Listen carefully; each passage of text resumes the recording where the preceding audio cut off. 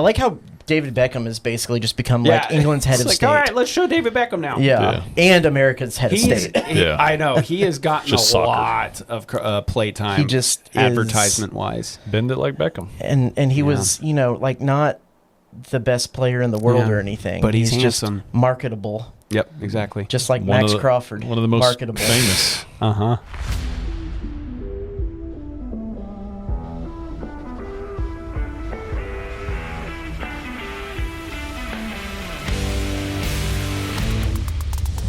What's going on, everybody? In the words of my friend Travis L. Brown, this is the Aggie Game Day Extra podcast. I am Max Crawford, and along with me is senior A&M sports writer Travis L. Brown. I always make fun of you for saying it, and then when you have to it's a little confusing. You got to do the right titles and stuff. Whoever's the jerk who came up with that is a jerk. And to his right is sports director Tyler Shaw. Good afternoon, gentlemen. Hey. We have got full disclosure here. We are recording this on a Wednesday afternoon where there is a World Cup game going on, and we've kind of become addicted to it. Now knowing that there's only 2 games left, we actually have one of them streaming right now. Like one and a half games. There's cameras up here, and we're all going to be looking here while we're talking to you about A&M sports. Occasionally peering over. So, yeah. The main thing we have to do today is to not accidentally take the feed on our main feed here. I make sure the sound is turned off here, so we're not getting any sound. In fact, I'll just go ahead and turn it down over here so we don't accidentally, have that over us. Travis, you have been up to Arlington, a.k.a. Dallas Stadium, quite a few times. From group stage to quarters and obviously the semifinal game yesterday.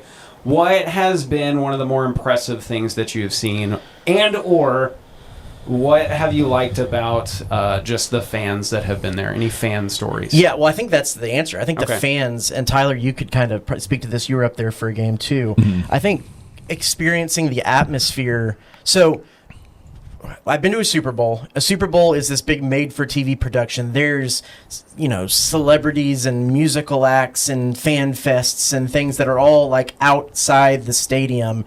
The game, because there's so many in different places, the game itself and the atmosphere around the stadium is pretty sterile. So, like, the atmosphere that is created isn't created by FIFA. It's created by the fan bases. Yeah.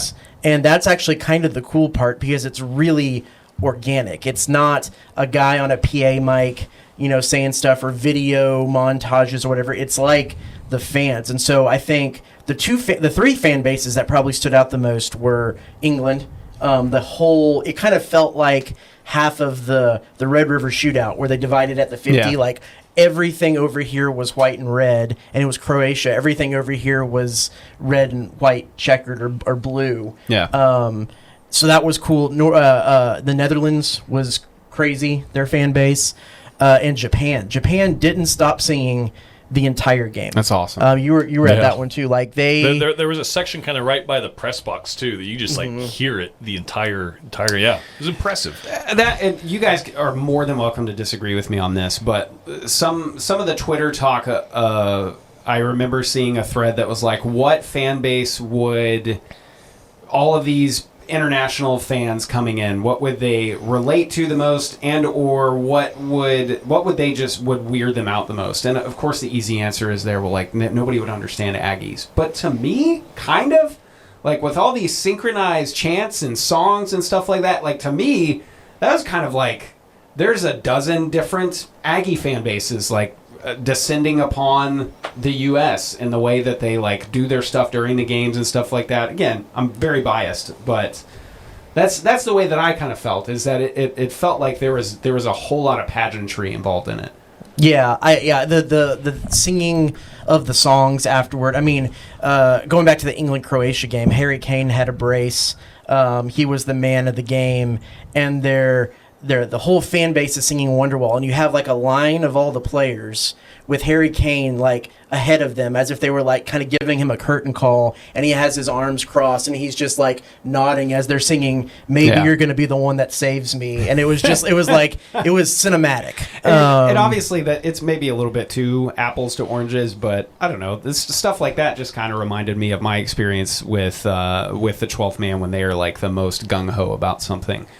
But were fan bases like tailgating out there? Were there like tents set up? So it wasn't really like an SEC Saturday. They have fan zones. Okay, gotcha. So there is like a fan fest going on where there are like people outside congregated, but it's mostly just kind of waiting to get in and everything. So y'all didn't see any Japanese fans walking around with a styrofoam cooler and a hot dog and like no. So tailgating as we know it was not allowed. Not really a thing. Like they said, no tailgating. And the park FIFA rules or something. Most of the parking that was around the stadium was for dignitaries, media, stats. Okay. So like most of the people, when you're pulling, like you're coming down Collins, we were only in Dallas, only got credentials for Dallas. You're coming down Collins Road there from I-30, and the fans are like walking from the other side of 30 because they had to park so far away. Gotcha. Okay. So, which it's already back to AT&T Stadium, by the way. I mean, that match was yesterday. Oh, yeah, and it's done. I've already They're seen done. video of them pulling the tarps off, and because the final is in AT&T Stadium going New tarps Jersey. off. going tarps off. You can see the logos now. Well, how about that? So it's getting ready for the other football season. And I was gonna say that was perfect, Tyler, because I was gonna say that was a little too much football and not enough football. Yeah. Listen, I think they should keep the grass, but that's just me, the natural grass. They're not it looked going to. great. That would It be looked wonderful. great in there. Well, real quick before Maybe we go that on, would fix all the predictions. Cowboys' I know this is going to be over, but who do you think? We got 3 teams left. This might be null and void because this game's going on. But who do you think is going to win it all? I thought it was going to be France, and they're out. Did you? Because I remember. Well, maybe I didn't want it to be France, but I thought it was going to be France. Because my pick was France too, so I thought it was going to be France. I think I said Germany, and my sleeper team was Norway. My sleeper was Norway. Yeah. France was my pick, and now I'm going Spain. Yeah. I was going to say the team that looked dominant against France. I'm going with them. I think Argentina comes back and wins this, and I think Spain beats Argentina. I think England wins this one, and I think England has a better shot at Spain than Argentina does. I'll just say it's coming home. I'll just be different. It's coming home. England's going to win it. We'll see about that. All right. That would be another trophy for Saka and for Declan Rice. Mm-hmm. Yeah, big I'd be Arsenal guy over here. Yep, Gunners. You want to move into headlines? I think we should, Travis. Yeah, let's move into headlines. There is obviously the bulk of this. We're going to talk a lot about football, media days leading into the preseason, stuff like that. But there were some pretty big headlines elsewhere in Aggie sports this week. I think most notably what Travis has there at the very beginning, and that is our boy, Clayton Freshcorn, is on his way back to Aggie Land. You were actually you had sauces. You were actually you popped your head in the other day and was like, "Hey, I think I'm hearing that." I'm hearing something from my peeps. I'm hearing some rumors that Freshcorn could be coming back. I think it's a huge deal. It's something that we talked about as soon as the season was over, not knowing maybe who they were going to get in the transfer portal. That they got to find a way to keep this guy.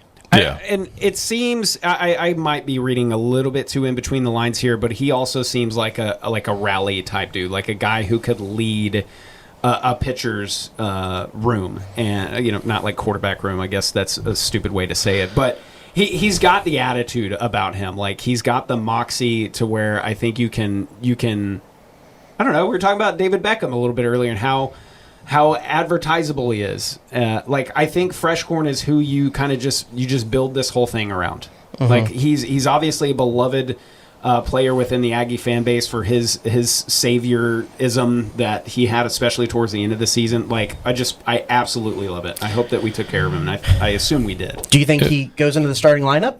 Say that was my next question. I think he might. I think that's a natural move. Now.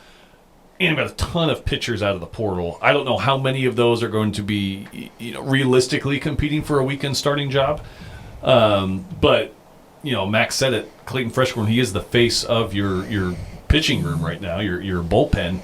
Can he handle being elevated? Right? He's either going to be your Evan Oschenbeck, which he kind of was this year. He was your Evan Oschenbeck. He was a Stopper of the Year finalist. He's either going to be that again. I think he does become a starter. I would. That's what I assume as well, and I have to assume that's what the conversations led to in terms of him staying. Is I want to be more of a pivotal role on this team. He did have one start, too. He's a guy who bets on himself. I know we midway through the season. You got to be careful how you say that phrase these days, Travis. Yeah, he's not actually betting. Right. No, you're right. He's a guy who believes in himself. There you go. Yes. Good call. Yeah. He went in to talk to Jason Kelly midway through the season and basically said, "I'm not playing enough. I should get the ball more." Yeah. And that's kind of a risky proposition. And they came back and said, "Actually, I think you're right. I think you should." And from that point on, he got the ball more. He was able to get 12 saves, and then was the go-to guy that they basically said, "We're going to ride or die with you in that final game of the season." And he kind of gave it everything he had in that performance. And I believe we did this with Oschenbeck too. Correct me if I'm wrong, but he became the kind of guy that maybe you'd see him twice a weekend. Yeah, and that might be 3 innings per game. I mean, he was throwing a lot of pitches. So yes, that would be an awesome role for him to still be in, but it would not shock me at all if he said, no, like part of me staying here is I want to cement myself as a starter. And is he the Friday guy? I don't know. There's a lot of time between now and then, but I could definitely see it. I could too. Yeah. I could too. Let's go next. 8 Aggies selected in the MLB draft. Headlined here by Chris Akopian, who went to the Nationals in the first round, 11th overall, highest position player ever taken by the Aggies. Asa Lacy still has the highest pitcher that was taken from A&M. Caden Sorrell went in the second, Gavin Grahovac in the third, Shane Sadeo in the fourth, Bear Harrison goes in the fifth. And then you have Weston Moss in the 11th, Jake Dewar in the 18th, and Clayton Freshcorn in the 19th, but he is coming back to A&M. Any surprises in there? I may be mildly surprised, and again, pardon my ignorance, but I thought Weston Moss still had a little bit of eligibility, and so I was kind of maybe hoping that he'd have a stronger decision to make about potentially coming back and also having himself be in the order. But I mean, that's really it. Like everybody else, I feel pretty good about it. The consistency of the hitting is what I think maybe docked both Sorrell and Grahovac a little bit. But I think Sorrell specifically has got a chance. I think he's really got a shot to actually have a real decent MLB career. And that's not any sort of dock on Grahovac by any stretch, because I think Grahovac's a beast as well. But Sorrell's a great fielder. Like he was fast. He was always laying out. Like he was always making the plays in the field too, and stepping up at the plate when he was needed. So I feel like he's got enough tools to actually succeed at the MLB level.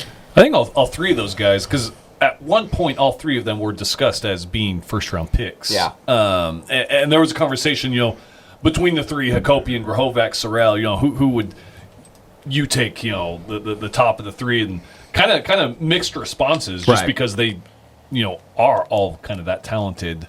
And I agree. I think Sorrell's upside, what he's going to bring to the next level is pretty huge. I think going in a couple years ago, Gavin Grahovac was the guy, set the freshman home run record, was an SEC freshman of the year. You kind of maybe expected him to project a little bit higher. He looked like the next Jace Lavalette. Yeah, when he was a freshman. And that was the assumption, right? Like, as he was the one who was going to take over the reins once Lavalette left. And it's not that he, like, from a leadership perspective, I think he absolutely did. He slid, but round 3. Right. Still a top incredibly 3-round draft pick. Right. So you still have that path to make make your way through the minor league system in short time. We'll see. And I'd be curious to see what Shane Sadeo looks like another year off of that arm surgery, because it did seem like maybe he came back a little bit too quickly and just never really was able to find a groove. So another year of work under his belt, maybe he's able to kind of a little change of scenery. Maybe he's able to kind of figure some stuff out. Yeah, and Tyler, you mentioned this.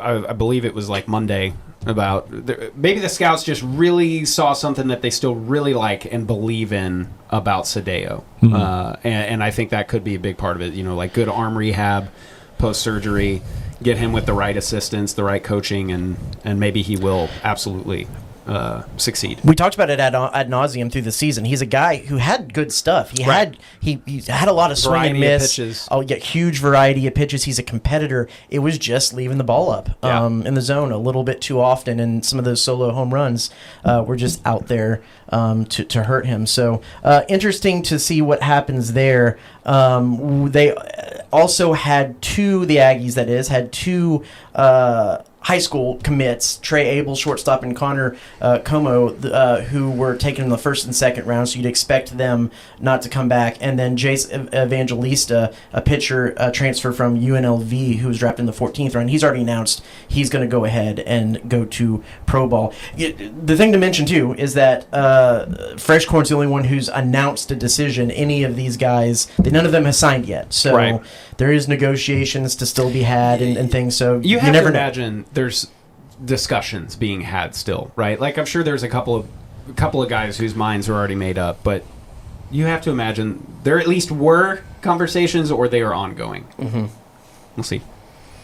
Max, what we got next here? All right, so we talked a little bit about baseball. In fact, it has been a busy portal season for baseball. I don't know that there have really been a whole lot like, oh my gosh, we got this guy. But there have been a lot of really respectable ads in the portal. And since we last spoke, we had two more transfers that were added to the fold, including somebody who I think would have a little bit of familiarity with one of our assistants.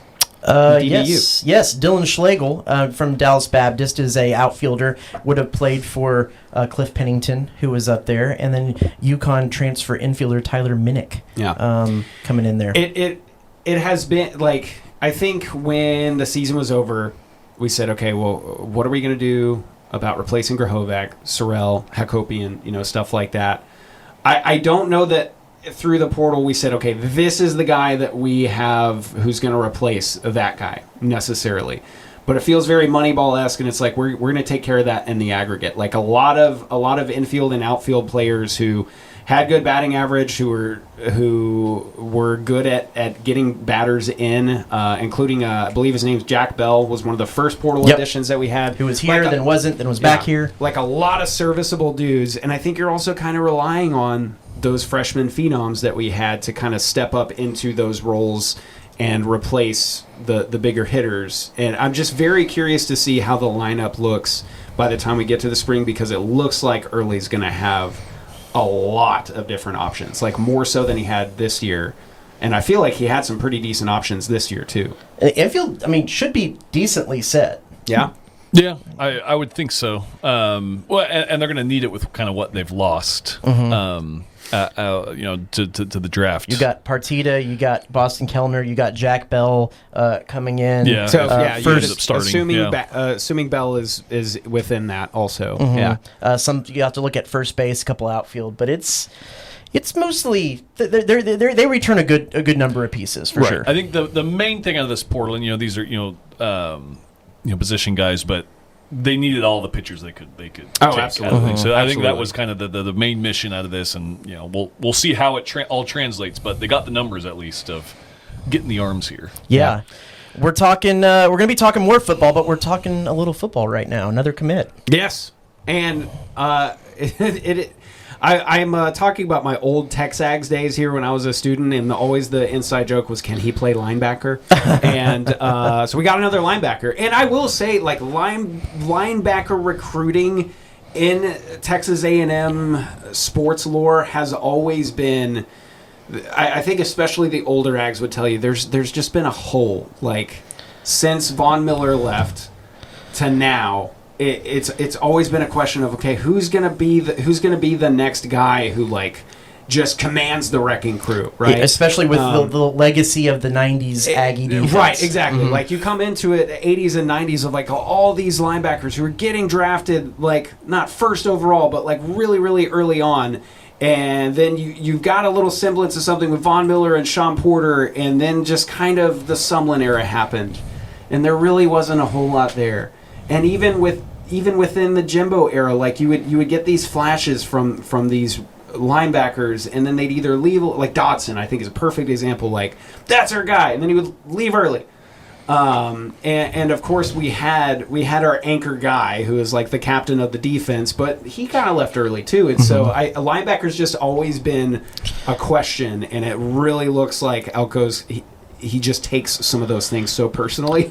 And so instead he's going out and getting, the best linebacker in the country, and now another 4-star guy. Some of the linebacker recruit, they've lost some of those recruiting battles. Right. To, absolutely. To LSU, to Georgia, to Texas. Right. They thought they had their guy. And I'm actually proud of myself for forgetting the dude who he had a phenomenal career in Georgia and is now in the NFL, who was choosing between Georgia and A&M when Jimbo was here.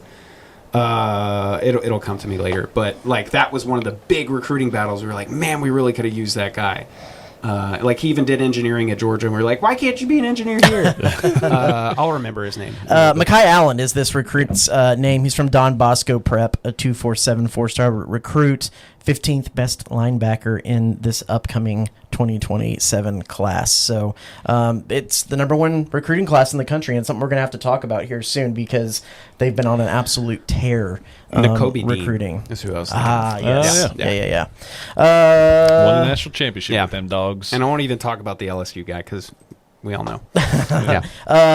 Mackenzie Mbako back with the A&M men's basketball team. Says he's as close to 100% as he can be at the moment, and that he's back in full contact and stuff like that. I gotta say, he's my dude to watch going into the basketball season. And I also feel like, and Travis Tyler, correct me if I'm wrong again, but the basketball content that has come from just the middle of the summer and Bucky being open to talking to the media and stuff like that, I feel like is nothing that we've really seen as long as I've been following Aggie basketball. And there's just been things to talk about. Now, again, that could be portal additions and finding about waivers and stuff like that. But it's kind of fun to be talking about Aggie basketball and being excited about it in July. And I just don't really feel like we've ever really done that. Under the previous regime, we might not even have a roster until the week before the season. That's fair, very fair. This is a lot different. I will say with Mbako, so we have been to their practices a few times this summer. And when you're in the practice gym, you see up the banners, kind of the NBA Aggies, and we've talked about kind of the history or lack thereof of basketball at Texas A&M. And it's kind of apparent when there was a string, a decade ago or so of Aggies getting drafted, but since Robert Williams in 2018, there hasn't been a single Aggie drafted in the NBA. There just hasn't. Looking at practice, I think Mackenzie Mbako has a really good chance of being the next Aggie that's drafted in the NBA. Depending on how this season goes, he has the tools, he has the look, the build, the mobility. He seems like an NBA type guy, and that's saying something for a program that hasn't had that guy in several years.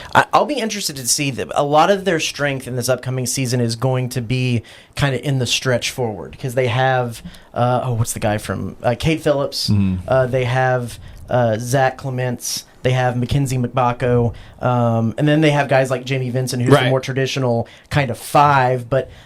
Are you going to play Mbako at a 5 most of the time, and then Clements or Phil? They're going to have to replace Rashawn Agee's production. It's not going to look the same way as it did when Agee was here. I'm just curious. I'm going to be interested to see how they go about doing that. His production along with his size, right? Sure. Rashawn was both. He was able to be productive and be the size that he played with. Quote unquote. He didn't have the size, but he played like he was like a Charles Barkley type. For sure. He doesn't have the size, but he's going to play like he does. Yeah, and that's all that matters. I guess.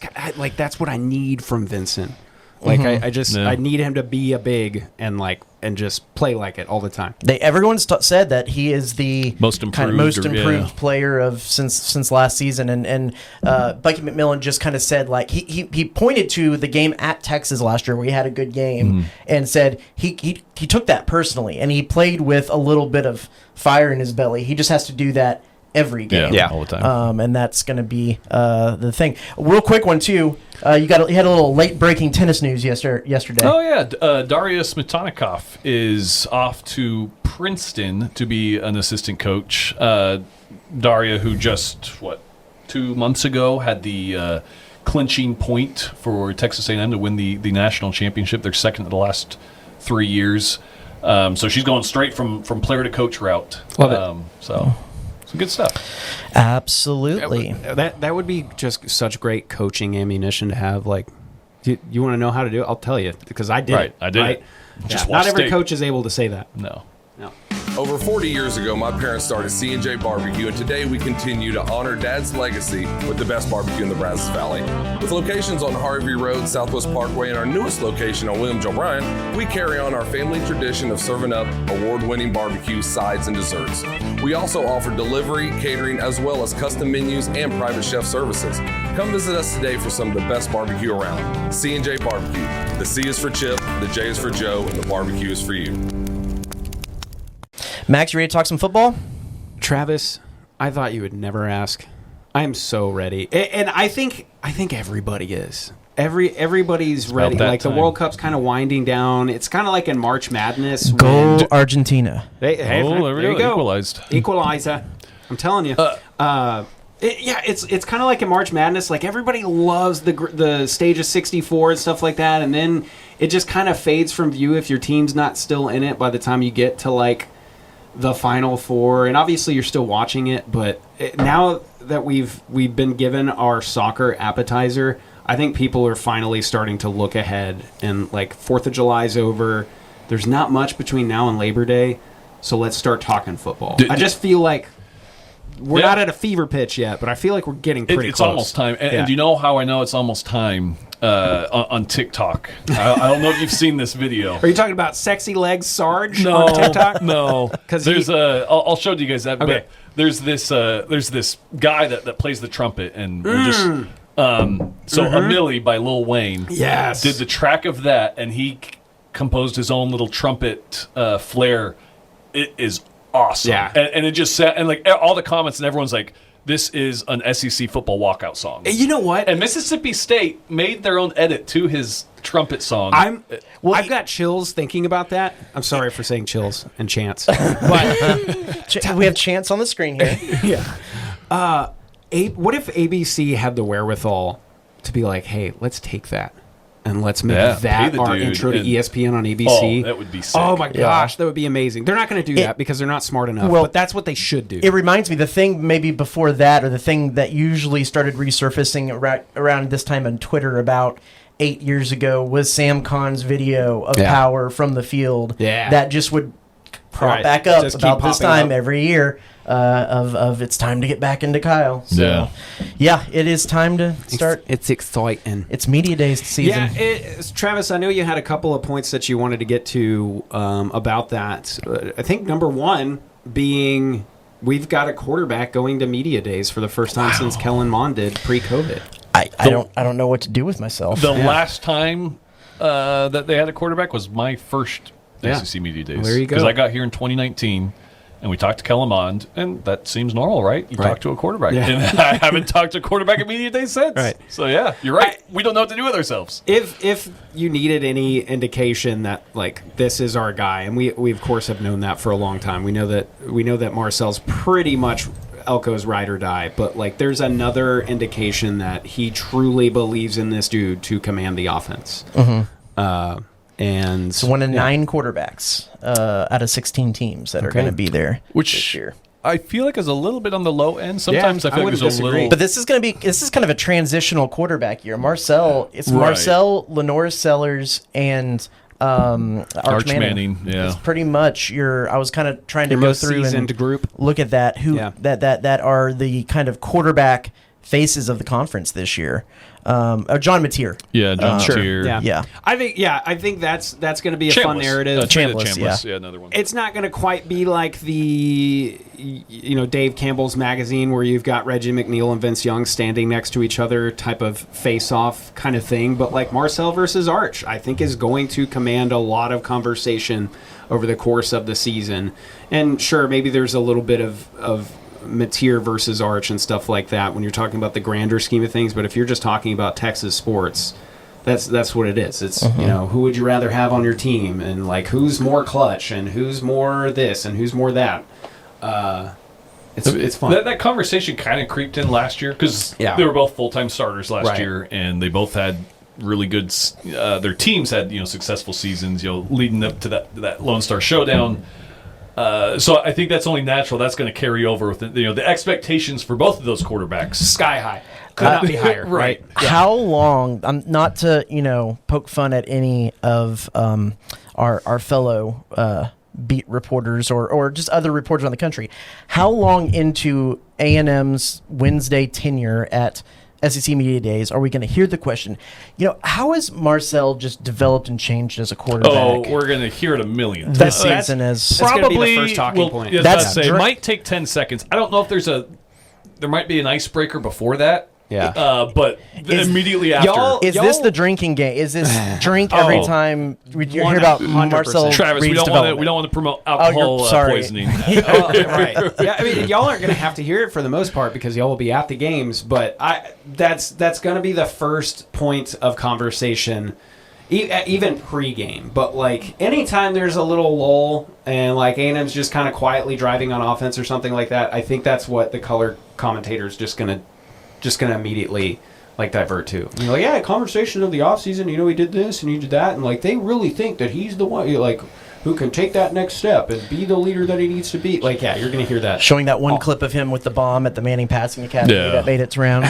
Well, we're going to see that, and how many times are we going to see, especially in the first couple of games, that interception against Miami? We're going to see that a lot, too. Yeah. We're going to see that a lot. Brace yourself then, Max. Yeah. Let's go ahead and look here real quick at this is A&M's Marcel Reed, safety Marcus Ratcliffe, and I think actually maybe the most fascinating one is linebacker Damian Sanford, who of course was injured and carted off the field at a spring game, and kind of a lot of thought that he might not be ready for the start of the season, at least when we saw the injury. Right. So Marcel kind of steals the headline just because, you have a quarterback. A&M hasn't done that in 7 years. But you're right. Almost the more fascinating one is, and I guess I asked this to you guys, what message does that send that you have Damian Sanford there? Because they have, all of these are captains, but there are 5 team captains that Elko could have chosen from. So you had to choose 3. Sanford was one of the 3, and like you said, it was kind of unknown. We're watching it right here because he had surgery right after this. What his availability would be like to start the season, but he's going to be there talking. This is going to be our story from A&M from the day of A&M's Media Day. What is Damian Sanford's? So what message? It becomes more of a talking point that he's there. I think. If he Argentina scored again.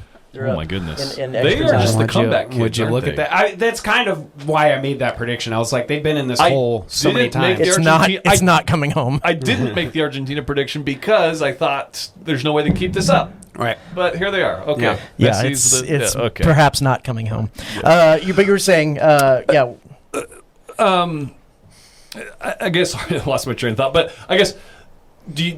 It's more of a talking point. The fact that he's there. That if he wasn't there, I don't. Sure, we're going to ask about his availability, but now it's kind of staring you in the face. I mean, this is it's a big deal. So I'm just curious what kind of message that sends by Elko choosing Sanford to be there. No, because all 3 of these guys are captains, but it is worth reminding that Damian Sanford was kind of the breakout player of the year last year because he wasn't a starter. Scooby Williams was a starter. Scooby Williams had injury problems all season, and Damian Sanford inked his name into the starting lineup. Even if Scooby was back healthy, he probably wasn't getting back in the starting lineup.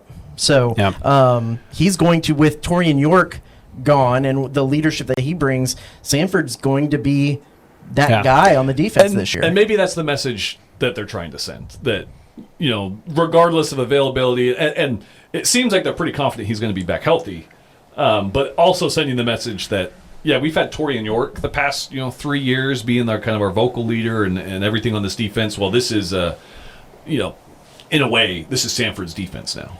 He's going to command this. I couldn't agree more. I don't really have much to add there, other than I think it does mean we're expecting him to be. Were you shocked fully ready to go? I was more pleasantly surprised. Okay, because we all saw that injury during the spring game, and that's the one thing you don't want to happen during a spring game, is for somebody to ruin their summer of productivity by getting injured or what have you. But I'm sure that's probably going to be one of the first half dozen questions that he's asked is how confident are your ability to contribute immediately and stuff like that. So I guess we'll probably know pretty quick. Once he gets in front of a microphone, whether he's wearing a boot, every question is going to be like that. About that. Yeah, absolutely. I like Ratcliffe being in there too because he came with the Elko era, and I was very, very happy when he decided to stay for another year and kind of command the defense as well. We'll have to also look. I think this might be the first time in a very long time that we haven't had an offensive lineman who has been fair there. Because the last 2 years. Trey Zune. I was going to say Trey Zune. Trey I think was a Armandre two-timer. Yeah, he was a two-timer. Trey Zune went twice. And thinking back, even Mike Matthews, Kenyon Green was there. Kenyon Green, just dudes like that. Or defensive lineman. Yeah. Yeah, right. Well, linemen in general. Right. There was one year where we only had linemen. It was offensive lineman and defensive lineman. Does that make you a little bit concerned? Maybe so. Because we always talk about the guys in the trenches, and I think you could argue that it was still a little bit obvious that we had some trench work to do in our last couple of games of the year last year, especially against Miami. I think the A&M offensive line did just fine against Texas, but that defensive line of Miami was they were insane. And so, I think this is probably reserved for 3 or 4 weeks down the line, but one of the things that I would like to take a deep dive into is you got to think about the buffet boys and how we do have a little bit of returning talent and contributors, but there are some questions that need to be answered and some issues that need to be addressed on the front of who is protecting the big guy, Marcel Reed. The offensive lineman for A&M this year kind of reminds me of the same feeling as pitchers out of the transfer portal for baseball. You can see that they're a guy that a big time baseball program wants. Yeah. But they're also a guy that were on the periphery of things usually, wherever they were, or a mid-major guy. A&M brought a lot of power conference guys in, but guys that were a little bit on the periphery of things. Say for maybe Wilkins Formby. Yeah. He was pretty actively involved with stuff, but it's going to be that question of why were they on the periphery? Was it a situation is it a Damian Sanford situation where the guy ahead of them just was inking his name into the starting lineup and playing time or not? That's going to be a huge question. This is where retaining Cushing to me was maybe one of the biggest off-season assistant moves that A&M was able to do, because not only do you have a new offensive coordinator, he's maybe not going to, as the offensive line coach, maybe you're not going to change too much philosophically with step scheme and pass blocking scheme and stuff like that, but there are going to be changes. And for big boys who have to move a lot of pounds in a short amount of time, that could be an adjustment that they have to make. And so that's a situation where I kind of lean on just trusting Cushing and saying they know the task ahead of them.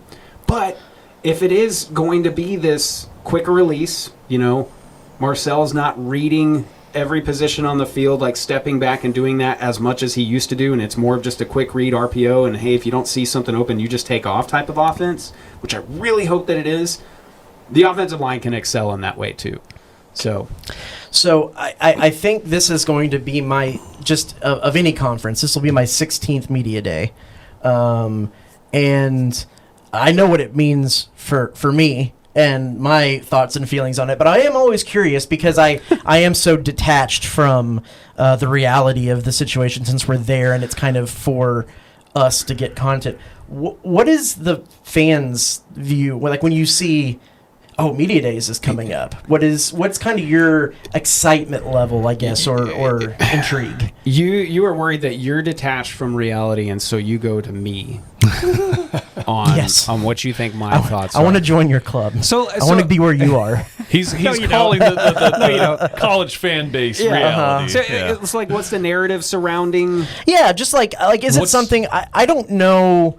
I mean, I guess I honestly, I've been doing this job since I got out of college. So any college fandoms I had, I don't know how tied into I'm gonna watch Media Day. Are you gonna tune in? Like, what's your level of consumption and thought process? I will definitely tune in to the day that Elko's on the podium. I'll probably fetch a lot of other sound bites from the socials, from you guys, and just kind of go that way. And then I'll probably lean on those sound bites a little later in the season, in between media days and fall camp. That's when I'll kind of maybe go back and look at them. But no, I'm not going to sit through every coach's presser or anything like that. Like, they'll be on. Fortunately, we have a newsroom with 800 TVs, and so like we'll be there watching that and things like that.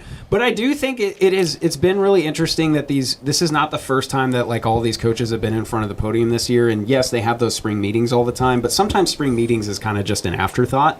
Whereas I feel like this year at the start of the summer, there was a whole lot of things that they were trying to not necessarily get done, but at least put on the checklist as something that needs to be getting done. So there's been a narrative all through the offseason and now into media days, and now you're actually getting to talk football and stuff. So yeah, I will listen to every presser between Elko and the players and stuff like that, and then probably most of the stuff that goes on that day. I'd have to look at the calendar and see who's going on what day and what time and stuff like that. But Lane Kiffin's presser will probably be very interesting. I'm sure there will be some good sound bites from there. I actually have not hated some of the stuff that Sark has said over the past couple of months or so, just about the state of football as it is right now, especially college sports. And so I'm sure that he'll have some good insight there too. Will they play the right fight song? Oh, that's what I was going to say. Are we taking bets on what fight song Sarkisian walks out to? Thinking that was going to be a good omen for last year, and I was wrong about that. But yeah, they made the college football playoff. Maybe, yeah. When it comes to that rivalry, right. it's not a good omen. But I'll immerse myself in it for sure. Like whenever that week gets here, yeah, I'm very excited, and I think just based on the text groups that I am a part of, who are college football fanatics, I think everybody's ready. Like, I was really glad when we looked at the podcast, kind of preview that we were talking about, and we said, yeah, it's about that time to start really digging into football. Tyler, what's your relationship with Media Days? My relationship? Yeah. How's that going about for as you? Good as my relationship with your stool last year that we... Pardon? your step stool that you were standing on. Right, yeah. Our stand-up. Yeah. And I didn't know what kind of stool you were not talking about. Stool. Oh, no, okay. No. Yeah. That was only, for some reason, it seemed like so much longer, but that was just a year ago. I should have queued up. Maybe we'll queue it up for next week. We'll bring that. Yeah. That clip back. Recently, that was the anniversary of the famous live shot. Trapdoor stool. It wasn't live. Yeah, it wasn't live. It was local. It really did look like it was you fell recorded. through a trapdoor. And then, it is officially not coming home. That's crazy. Wow. So I'm going to go ahead and change my, it's going to be Spain. We have the recording here, which we're still recording, I hope. But we have it on record that I had this final. We had it on record that I said England was going to win. Did Messi score that second? Oh, no, he didn't. He assisted it. It was Fernandez. He assisted it. Oh, so if he got an assist, he is officially tied with Mbappe because Mbappe had the tiebreaker because of assists. Mm-hmm. Well, there you go. So I think they're tied now. There's Eric Kane. What a disappointing finish. I think the third tiebreaker is like goals per 90 minutes or something like that. Yeah. But Messi still has another game to go. So. For the English striker. Yep. Disappointment on all the faces. We got some unpleasantries happening. This will be the first media days where A&M's not the last day. Oh my gosh. So that'll be nice. Yeah. That is nice. They are the last of the day though, which isn't great. It's in Tampa. It's in Tampa. Yeah. It is Tampa. Yeah. For the first time. So hopefully I'll get a little beach time. I know you're not going to have time. No, maybe you can just look at it. Don't even bring that up. We won't. I might get some beach. We're not even going to see sunlight, dude. Yeah, you're right. By the time we get out to have dinner, it's going to be dark. Yeah. We're going to be inside a hotel all day. That's always the good thing is, so Atlanta was always, it's like a cool venue and cool for the shots, but like there's a hotel that's attached to the College Football Hall of Fame, and to get between where like some of the TV stuff is and the main room stuff, you have to walk like I don't know, it's a good 5-minute walk between the spots. At least you hope that everything is going to be confined, but when you're in the hotel ballrooms, there are no windows. Nope. And you're just in there all day, and you have no idea what time it is. No, and you're completely shut yeah. from the world. This is I don't think you understand the experience of media days,